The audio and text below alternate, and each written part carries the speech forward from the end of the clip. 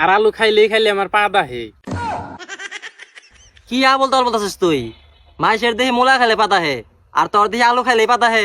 আচ্ছা যাই হোক, আজকে দেই সকাল সকালে আলু খেতে পড়ছো। কে কোথাও যাবা নাকি? যাবো মানে আলু খেত পরিষ্কার করে মেডিকেলে যাবো। আমার কাছে দুদিন ধরে মাথা ব্যথা করতেছে। তাই নাকি? তাহলে তাড়াতাড়ি হাসপাতালে যায় মেডিকেল করে হোগা। যাবার তো কইতাছ, আমার আলু খেতের যে অবস্থা, প্রত্যেকটা গাছে অসুখ দেখা দিছে। কাকা তাহলে এক কাজ করো, মেডিকেলে যেহেতু যাবাই, হ যামো। আলু গাছ তুলে নিয়ে মেডিকেল করাই নিয়ে হোগা। হেই কি কইতেছিস তুই? আলু গাছ মেডিকেল নিয়ে যাবো কে? কে তুমি তো কইলে আলু গাছের নাকি অসুখ হইছে। ধর বোকা, আলু গাছের অসুখ হলে কি মানুষ মেডিকেলে নিয়ে যায় নাকি ওষুধ কিনাই না খেতে দেয়? কি যা আমি তো আর এত কিছু জানি না। আমি ভাবছিলাম আলু গাছের ওখান ডাক্তার আছে।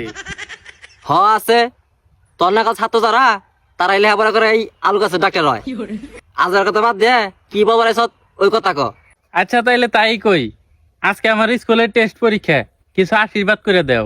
বাহ, তোর দিয়ে অনেক জ্ঞান বৃদ্ধি হয়েছে রে ফরিদ। পরীক্ষা দিতে যাওয়ার সময় যে বাপসা থাকো আশীর্বাদ নেন লাগে, এটাও দিয়ে শিখে ফেলাইছত। আচ্ছা যাও, আশীর্বাদ করে দিলাম, ভালো করে পরীক্ষা দিও, আর 100 নম্বরের মধ্যে 100 নম্বর পাইও। এতেই তোমার আশীর্বাদ হয়ে গেল? এটা আবার কোন ধরনের আশীর্বাদ করলা তুমি? কে আশীর্বাদ আবার কেমনে করে? আমি তো তোর একবারে মন থেকে আশীর্বাদ করে দিছি। আশীর্বাদ তো শুধু মন থেকে করলেই হবো না, পকেটে থেকে করণ রাখবো। আজকে তোর পরীক্ষা, আজকে তোর টাকা লাগবো। দে হোসেন কাকা কি কয়, পরীক্ষার মধ্যে তো টাকা বেশি লাগে, আর আমার লিখতে অনেক কষ্ট হয়। বাপ রে বাপ, পরীক্ষা দেশ তাও তোর অনেক কষ্ট হয়? আচ্ছা তুই যে যে পরীক্ষায় লেহস, তাতে এত নাম্বার কম পাস কে? নাম্বার তো কমাবই, যে আশীর্বাদ করো তুমি। দেহ হোসেন কি কয়, এর থেকে আর কত ভালো করে তোর আশীর্বাদ করার লাগবো। হ, মাথায় যদি খালি হাত বুলাই দিলেই আশীর্বাদ হয়ে যাইতো, কিছু টাকাও তো দিতে পারতা। আমি জানতাম টাকা ছাড়া তুই এক পাও লড়বি না। আচ্ছা কয় টাকা লাগবে তোর? আচ্ছা তাহলে 100 টাকার আশীর্বাদ করে দাও। 100 টাকার আশীর্বাদ করে দিলে পরীক্ষার মধ্যে নাম্বারও 100 পাম। তাই 100 টাকায় দান লাগবো।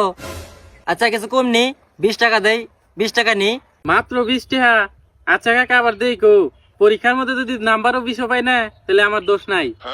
আচ্ছা তো এই যে 100 টাকায় দিলাম, ভালো করে পরীক্ষা দিস। তুমি চিন্তা করো না কাকা, আমি